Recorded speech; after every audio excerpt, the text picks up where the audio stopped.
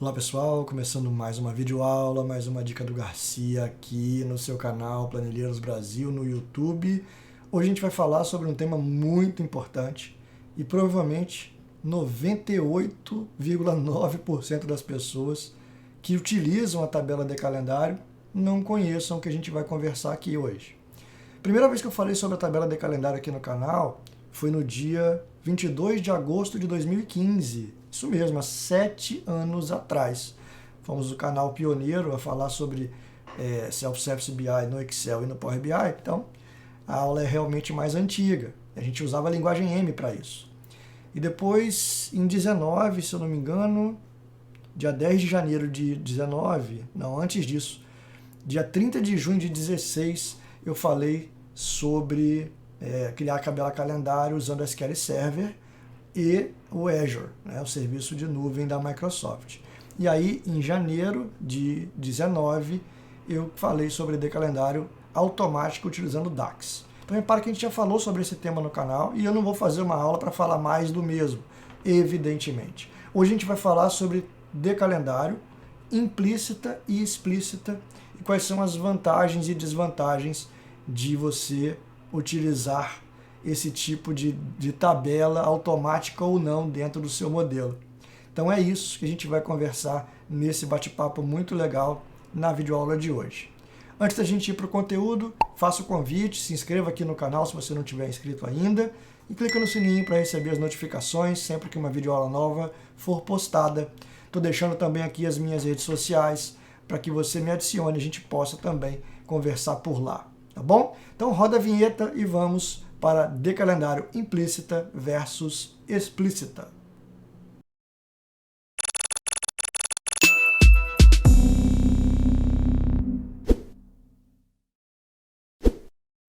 Bom, pessoal, a aula de hoje não tem download para você fazer, então é literalmente acompanhar junto comigo todo o material que eu preparei para vocês, tá bom? Bom, a aula aqui começando, eu tenho um arquivo do Power BI em branco, tá? Então eu não tenho nenhum tipo de dado ainda. A única coisa que eu fiz nele foi colocar um título, né? A fonte de dados que a gente vai usar, da onde ela veio, né? Porque é muito importante a gente sempre citar as fontes que a gente utiliza nos nossos conteúdos, embora nem todo mundo tenha essa prática, infelizmente. Então a gente pegou aqui um site chamado e4excel.com. Lá você consegue gerar uma série de bases de dados para você criar conteúdo, tá bom? Então fica aí o registro Excel e4excel.com, muito legal o site. E aqui também minhas redes sociais, tá? Bom, então o que acontece quando você abre um Power BI em branco? Né? Parece que não está acontecendo nada, você não botou nada dentro dele ainda, mas está, pessoal, está acontecendo muita coisa.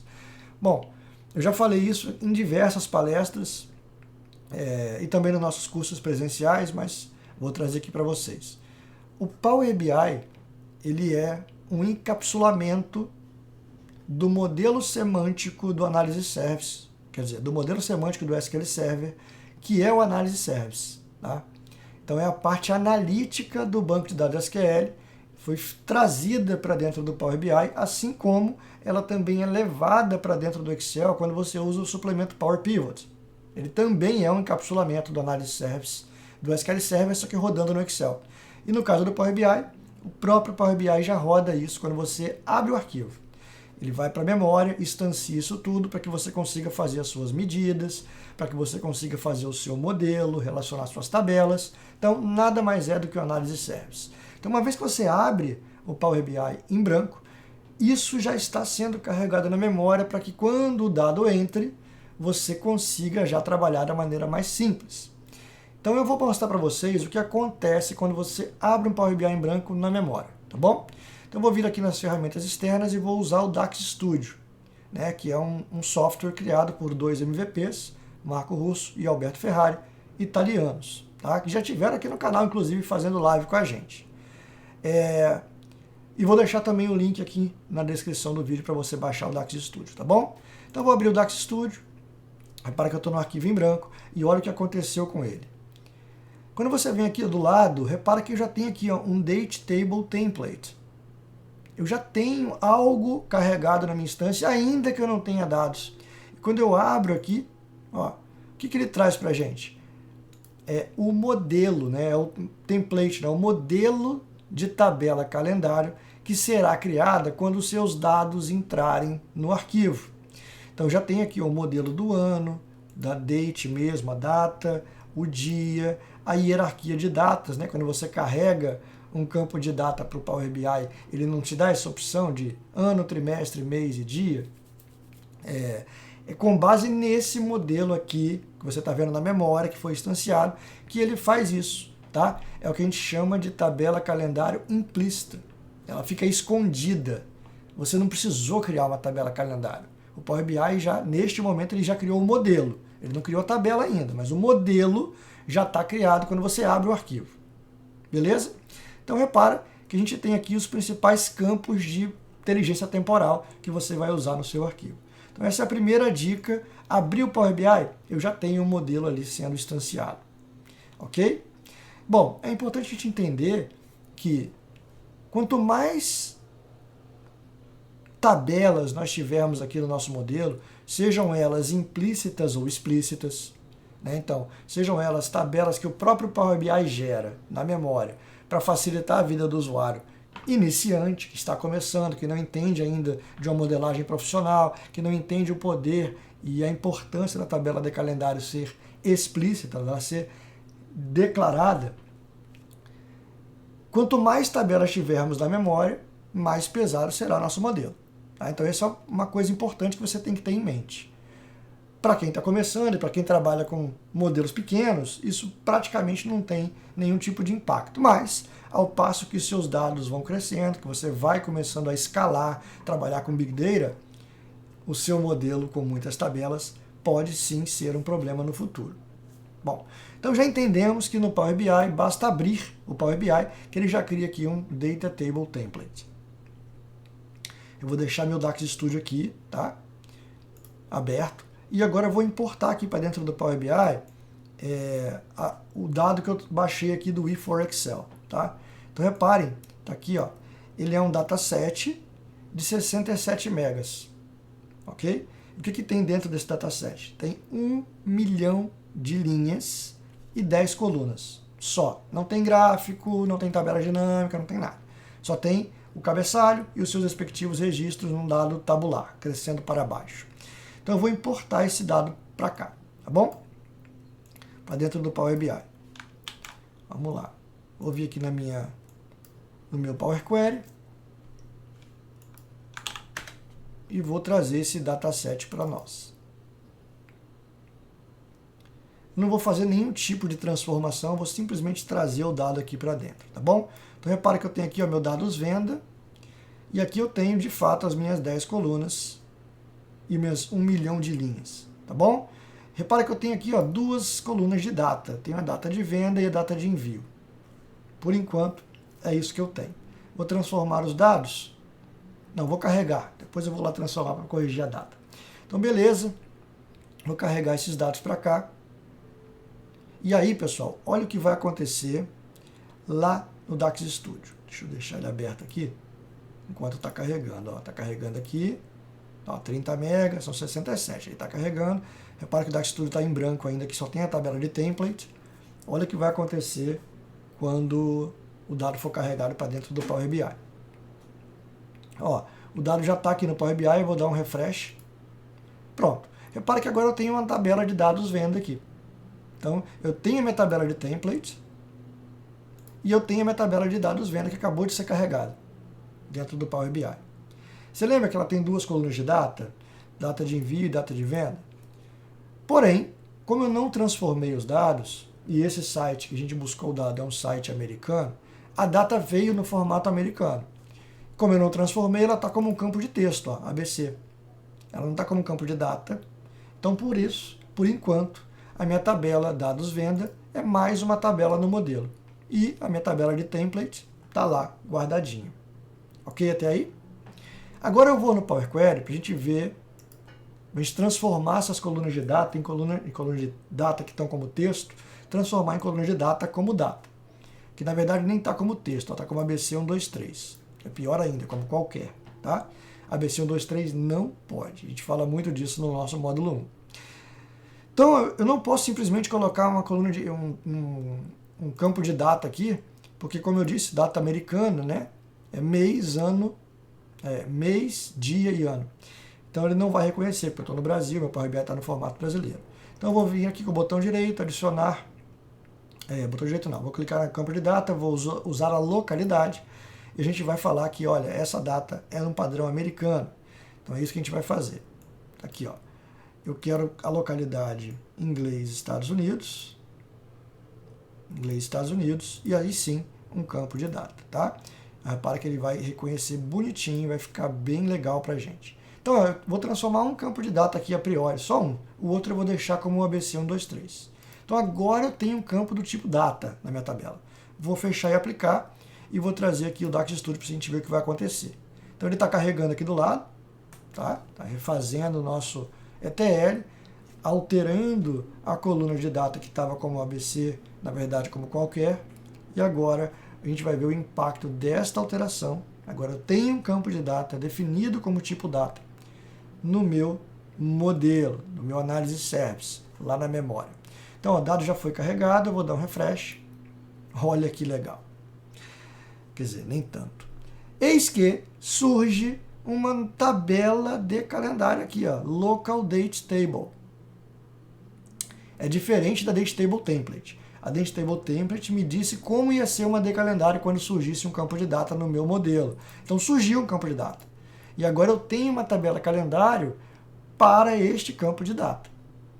Para o primeiro campo de data que a gente mexeu, data venda. E aí, para quem não conhece a tabela calendário, pode estar se perguntando, tá, Garcia, mas o que essa de calendário faz no final das contas, né? Ela existe, pessoal, para garantir a integridade dos cálculos de inteligência temporal no DAX.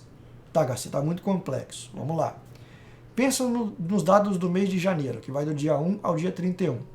Se você tem na sua base de dados, na sua tabela fato, os dados de venda do mês de janeiro só, do ano de 2022, que é o que a gente está, mas você não vendeu em todos os dias do ano, se você quiser saber uma média mensal, por exemplo, e você não tem todos os dias do ano, como é que você vai fazer a média por 31, que são 31 dias do mês de janeiro? A tabela calendário ela vem para resolver esses problemas. Por quê? Porque na tabela calendário eu tenho todos os dias de todos os meses de todos os anos do seu modelo. Então eu pego o modelo de dados, olho qual é a menor data de todas as minhas tabelas, a maior data de todas as minhas tabelas, e crio uma tabela calendário que tem todos esses dias, sem repetição, né? Então, do dia 1 ao dia 31 de janeiro, do dia 1 ao dia 28 ou 29 de fevereiro, e por aí vai. E aí eu garanto que qualquer cálculo que eu precise fazer, uma inteligência temporal do mês anterior, fazer uma comparação do trimestre, do ano, essa tabela vai garantir essa integridade. É para isso que serve o calendário, tá bom? Então, olha para cá. Eu criei um campo de data.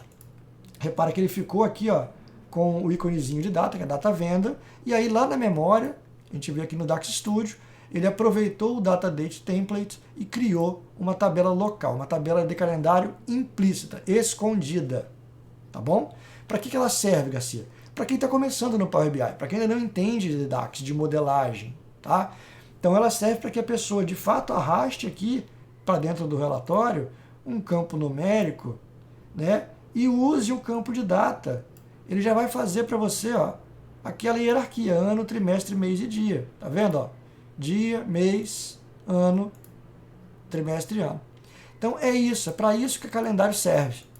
Para que a pessoa que ainda não domina uma modelagem de dados consiga trabalhar de maneira automática, self-service, né? Então, percebam, criei uma tabela, o Power BI criou uma tabela calendário para o nosso primeiro campo de data. Mas eu vou vir aqui agora, na nossa transformação de dados, voltar lá no meu modelo, na minha base de dados, e vou falar, olha, não existe só um campo de venda de data. Existe mais um campo de data que é data de envio, tá? Então eu também preciso tipificar o meu campo, né? Faz parte do processo de ETL, de enriquecimento de dados. Então eu vou vir aqui, usar a localidade de novo, porque é uma data americana, e vou falar para o Power BI, olha, essa data aqui é uma data em inglês Estados Unidos, inglês Estados Unidos e data. Ok. Então repara que agora eu tenho dois campos de data, tá aqui, ó, bonitinho, ó, tipo data. Eu vou fechar e aplicar. E vou trazer o Dax Studio aqui, enquanto ele fecha. Então repara que eu tenho, por enquanto, no meu modelo, na minha instância em memória, eu tenho a tabela de venda, a tabela toda, eu tenho o meu template de data e eu tenho uma de calendário implícita. Olha o que vai acontecer agora. O que vocês acham? Ele vai aproveitar esse calendário que já tem ou ele vai criar uma calendário nova para esse campo de data novo que eu acabei de identificar no nosso modelo? Vamos ver. Ele vai acabar de carregar agora, já carregou. Eu vou dar um refresh. Opa! Mais um campo, mais uma tabela calendário. Se fosse um campo só estava bom. Mais uma tabela, tem duas tabelas calendário aqui. Uma para o campo data envio e uma para o campo data venda. Então percebam que ele está começando a inflar o seu modelo lá na memória com o objetivo de ser fácil para as pessoas que estão começando. Ou para quem trabalha com poucos dados, isso não vai ter diferença. Não vai fazer nenhum problema de performance no seu modelo e no seu arquivo. Mas, de novo, quanto maior o seu modelo, quanto maior o volume de dados, os problemas começarão a aparecer. Não tenha dúvida disso, tá? Bom, então repare, ele criou uma calendário nova justamente para caso eu queira ter esse mesmo gráfico. Diminuir aqui, vou dar um Ctrl+C, Ctrl+V. E em vez de usar o campo data venda, agora eu posso usar o campo data envio. E ele vai fazer o mesmo efeito para a gente. Tá? Então, ele está criando na memória, para cada campo de data, uma tabela calendário. Isso é muito perigoso, né? Você vai trabalhar eventualmente com tabelas no seu modelo que tem campo de data, que tem muitos campos de data. Então, ele vai criar muitas de calendário na memória. Esse, de fato, pessoal, não é o melhor caminho para que você trabalhe de maneira performática no Power BI. Bom, então, duas coisas. A primeira, você precisa ter uma única tabela calendário no seu modelo. E se você deixar o Power BI lidar com isso automaticamente, você está vendo aqui no Dax Studio que ele vai sempre criando uma calendário implícita para você. Então, como eu disse lá no início da introdução do vídeo, tem gente que pula a introdução, mas como eu disse na introdução, temos pelo menos três aulas aqui no canal para te ensinar a criar de calendário, seja com a linguagem M, seja com o DAX. Eu aconselho usar a tabela calendário com DAX, ela é bem legal. Então, tá aqui também na descrição do vídeo para você pegar o código da sua de calendário com DAX e criar a sua tabela. Tá aqui a aula. Mas agora eu quero te ensinar o seguinte, já que você vai usar a sua calendário, que você mesmo fez, uma única, você tem que desabilitar essa facilidade que o Power BI traz de ficar criando calendários para cada coluna de data, porque você vai ter uma só, tá? Então eu vou aqui desabilitar, vou te ensinar você a desabilitar esses campos aqui de data automático. Você vai vir aqui na guia arquivo do seu Power BI, vai em opções e configurações e depois em opções, tá bom? Ele vai abrir uma janelinha para a gente. Ele já abriu. Então repara, você tem duas opções de fazer isso. Você pode fazer aqui, ó, na guia carregar dados do global. O que vai acontecer? Você vai desabilitar o carregamento dessas tabelas de data implícitas para todos os arquivos que você tem daqui para frente no Power BI. Tudo que você for fazer daqui para frente vai estar desabilitado por padrão. Ou você pode desabilitar só do arquivo que você está trabalhando, que é aqui no arquivo atual, na mesma guia, carregamento de dados. Então eu vou fazer isso para o arquivo atual. Repara que eu tenho aqui o arquivo atual e eu tenho uma opção aqui, ó, de inteligência de dados temporais. Tá vendo? Ó, data e hora automática. E quando você passa o mouse na interrogação, a gente fala, cria automaticamente uma tabela de data oculta, implícita, para cada campo do modelo que tiver um tipo data ou data hora. É isso que está acontecendo lá no nosso Dax Studio, que a gente está vendo lá no Análise Service. Então eu vou desabilitar esse cara, ok? E vou dar um ok, e a gente vai lá no Dax Studio para ver o Análise Service, o que vai acontecer. Então vou dar um ok. Ó, já sumiu, durante tempo, mas já sumiu os campos de data, as tabelas de data, as duas, e a tabela de template de data. As três tabelas do seu modelo sumiram. Pô, Garcia, muito legal. Então o que eu vou fazer agora? Eu vou trazer para cá, pessoal, uma tabela de calendário criada com DAX, que é o daqui está na aula aqui na descrição do vídeo. para você ver, então, como é que vai ficar o seu modelo mais enxuto, que é o objetivo, né? Então, eu vou fazer aqui para vocês. Vamos vir aqui, ó, em modelagem, nova tabela. Eu já peguei o código que eu gero na aula pronto, tá? Vou copiar e colar aqui, ó, Ctrl V, pronto, Enter. Repara que ele já criou aqui minha tabela calendário, ó. Tá vendo? Tabela calendário criada. Se eu voltar no meu DAX Studio, repara que a tabela calendário está criada, mas só uma, só ela. Só que também é importante, pessoal, você dizer para o Power BI que a tabela calendário que você acabou de criar é uma tabela de data, tá? Então, ó, cliquei na minha tabela calendário, cliquei nela, vou vir aqui em ferramentas da tabela e falar, ó, marcar como tabela de data. Repara no meu DAX Studio que ó, ela não tem nenhum íconezinho dizendo que é uma tabela de data, tá? Mas na hora que eu fizer isso, ó, marcar como tabela de data, ele vai pedir o campo de data, tá? Qual é o campo padrão, onde tem todos os dias, de meses e ano da sua tabela, que é o campo date. Ok. Olha o que vai acontecer no DAX Studio. Dá um refresh. Agora ele tem um símbolozinho aqui, ó, tá vendo? Ó? Essa tabela é a sua tabela padrão de data do seu modelo. Então, não importa quantas colunas você tenha de data, ela vai ser a tabela padrão, tá? Então, você só tem que vir aqui e conectar as suas colunas de data. Por exemplo, data venda aqui com date. Pronto, está lá conectado. Data venda com date, data envio com date, vai ficar uma conexão pontilhada. E aí você já tem aula aqui no canal falando sobre como ativar essa conexão no DAX. Mas reparem, uma tabela calendário, uma única